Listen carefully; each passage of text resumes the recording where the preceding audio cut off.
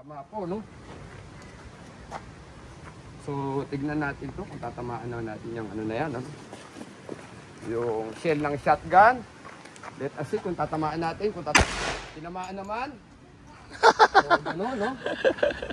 So, nakakatuwa, no? Nakasiro siya ng maayos, no? So, ganun. Kaganda yung arm score, no? So, bakit tayo bibili ng mga expensive na 1911? Kung kaya naman natin ano nga, diba? So, ganun po, no? Tinatamaan pa. Wala tayong masabi talaga, no? Tumatama naman. Yan, ha? Arm score, no? Kaya binabaril natin, eh. Basyo.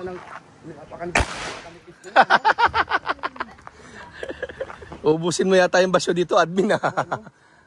So, natsatsambahan naman natin, Jay, no?